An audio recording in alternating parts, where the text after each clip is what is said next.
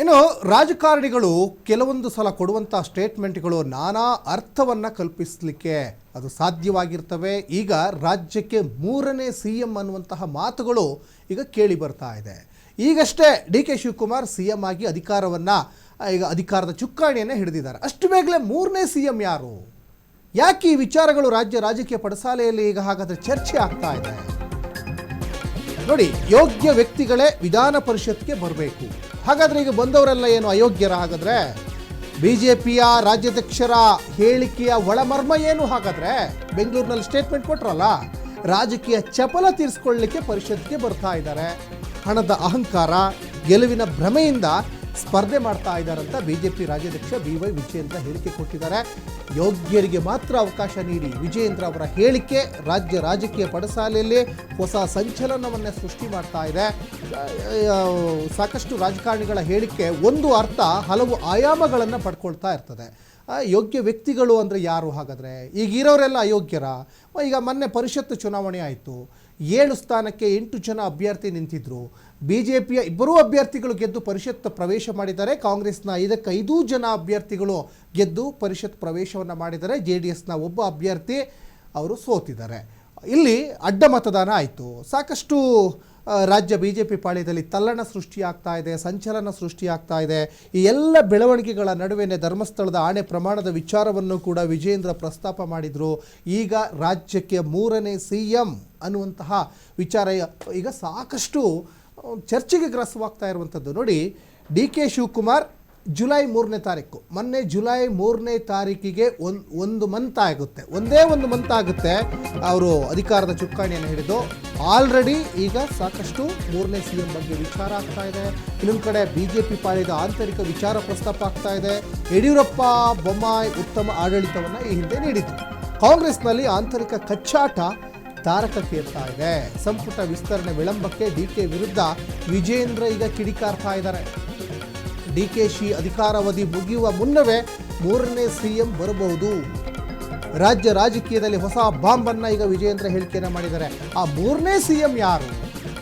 ಈ ದೋಸ್ತಿ ನಾಯಕರಲ್ಲಿ ಯಾರಾದರೂ ಆಗ್ತಾರ ಅಥವಾ ಕಾಂಗ್ರೆಸ್ನಲ್ಲಿ ಯಾರು ಆಗ್ತಾರ? ಅದ್ರ ಬಗ್ಗೆನೂ ಅವರು ಸ್ಪಷ್ಟನೆ ಕೊಡಬೇಕಾಗಿತ್ತು. ಈ 3ನೇ CM ಬರ್ತಾರೆ ಅಂತ ಒಂದು ಸ್ಟೇಟ್ಮೆಂಟ್ ಕೊಟ್ಟಿದ್ದಾರಲ್ಲ, ಕಾಂಗ್ರೆಸ್ನಲ್ಲಿ ಯಾರಾದರೂ ಟವೆಲ್ ಇಟ್ಕೊಂಡು ಕಾಯ್ತಾ ಇದ್ದಾರಾ ಸೀಟಿಗೆ ಹಾಕಲಿಕ್ಕೆ? ಯಾಕಂದರೆ ಸಚಿವ ಸ್ಥಾನಕ್ಕೇ ಡಜನ್ ಗಟ್ಟಲೆ ಈಗ ಇದ್ದಾರೆ. 60 ಜನ ಆಕಾಂಕ್ಷಿಗಳಿದ್ದಾರೆ 20 ಸ್ಥಾನಕ್ಕೋಸ್ಕರ. ಇನ್ನು CM ಸ್ಥಾನಕ್ಕೆ ಯಾರಿದ್ದಾರೆ ಹಾಗಾದರೆ? ಅಥವಾ ಈ ಸರ್ಕಾರ ಏನಾದರೂ ಬಿದ್ದು ಹೋಗ್ತದೆ, BJP ಮತ್ತು JDS ದೋಸ್ತಿ ನಾಯಕರೇನಾದರೂ ಅಧಿಕಾರಕ್ಕೆ ಏನಾದರೂ ಬರ್ತಾರೆ ಅನ್ನುವಂಥ ಅರ್ಥದಲ್ಲಿ ಹೇಳ್ತಾ ಇದ್ದಾರೋ ವಿಜಯೇಂದ್ರ ಗೊತ್ತಾಗ್ತಾ ಇಲ್ಲ. ಈ ರಾಜಕಾರಣಿಗಳು ಯಾವ ಸಂದರ್ಭದಲ್ಲಿ ಏನು ಹೇಳಿಕೆ ಕೊಡ್ತಾರೆ, ಆ ಹೇಳಿಕೆ ಇನ್ನೇನೇನೋ ಅರ್ಥಗಳನ್ನು ಪಡ್ಕೊಳ್ಳುತ್ತೆ.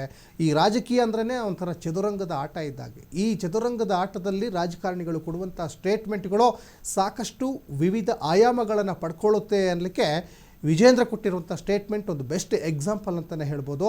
ಜಸ್ಟ್ 1 ಮಂತ್ ಆಗಿದಷ್ಟೇ DK ಶಿವಕುಮಾರ್ ಅಧಿಕಾರದ ಚುಕ್ಕಾಣಿಯನ್ನು ಹಿಡಿದು. ಅಷ್ಟು ಬೇಗಲೇ 3ನೇ CM ಬರ್ತಾರೆ ಅನ್ನುವಂಥ ಹೇಳಿಕೆ ಇದೆಯಲ್ಲ, ಅದೇನು ಏನೋ ಒಂದಿಷ್ಟು ಅವರಿಗೆ ಇನ್ಫಾರ್ಮೇಷನ್ ಏನಾದರೂ ಕಲೆಕ್ಟ್ ಮಾಡ್ಕೊಂಡಿದ್ರಾ?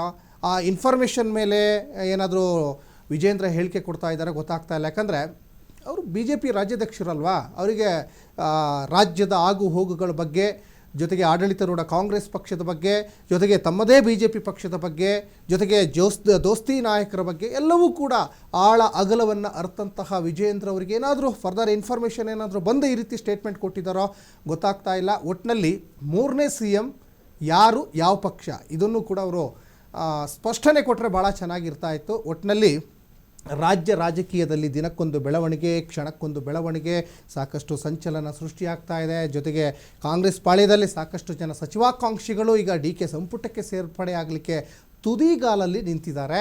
ಈ ಎಲ್ಲ ಬೆಳವಣಿಗೆಗಳ ನಡುವೆ ಅವರದೇ ಸರ್ಕಾರದ ಯಡಿಯೂರಪ್ಪನವರು ಜೊತೆಗೆ ಬೊಮ್ಮಾಯಿಯವರು ಈ ಹಿಂದೆ ಕೊಟ್ಟಂಥ ಆಡಳಿತದ ಬಗ್ಗೆ ಒಂದು ಒಳ್ಳೆಯ ಉತ್ತಮ ಆಡಳಿತ ಕೊಟ್ಟಿದ್ದರು ಅಂತಲೂ ಕೂಡ ಹೇಳ್ಕೊಂಡಿದ್ದಾರೆ. ಜೊತೆಗೆ ಕಾಂಗ್ರೆಸ್ನಲ್ಲಿ ಆಂತರಿಕ ಕಚ್ಚಾಟ ತಾರಕಕ್ಕೇರ್ತಾ ಇದೆ. ಹಾಗಂತ BJPಯಲ್ಲಿ ಇಲ್ಲ ಅಂತಿಲ್ಲ, BJPಯಲ್ಲೂ ಆಂತರಿಕ ಕಚ್ಚಾಟ ಇದೆ.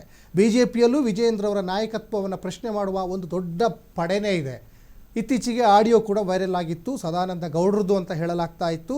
ಅದು ಸದಾನಂದ ಗೌಡ್ರದ್ದು ಅಥವಾ ಬೇರೆ ಯಾರಾದರೂ ಮಾತಾಡಿದಾರೋ ಅದ್ರ ಬಗ್ಗೆ BJP ಪಕ್ಷದ ಒಳಗಡೆ ಒಂದಿಷ್ಟು ಚರ್ಚೆಗಳಾಗ್ತಾ ಇದ್ದಾವೆ. ಒಟ್ಟಿನಲ್ಲಿ ಒಂದಿಷ್ಟು ಬಾಂಬನ್ನು ಹಾಕ್ತಾ ಇರೋದು, ಅದು ಯಾವಾಗಾದರೂ ಬ್ಲಾಸ್ಟ್ ಆಗಲಿ. ಒಟ್ಟಿನಲ್ಲಿ ಇಂಥ ಒಂದು ಸ್ಟೇಟ್ಮೆಂಟನ್ನು BJP ರಾಜ್ಯಾಧ್ಯಕ್ಷ BY ವಿಜೇಂದ್ರ ಅಷ್ಟೇ ಅಂತಲ್ಲ, ಎಲ್ಲ ಪಕ್ಷದಲ್ಲೂ ಈ ರೀತಿ ಬಾಂಬ್ ಹಾಕುವಂಥವ್ರು ಇದ್ದಾರೆ. ಅದು ಯಾವಾಗಾದರೂ ಒಂದು ಸಲ ಬ್ಲಾಸ್ಟ್ ಆಗಲಿ ಅನ್ನುವಂತಹ ಒಂದಿಷ್ಟು ಹೇಳಿಕೆಗಳು ಅಷ್ಟೇ ಅದು.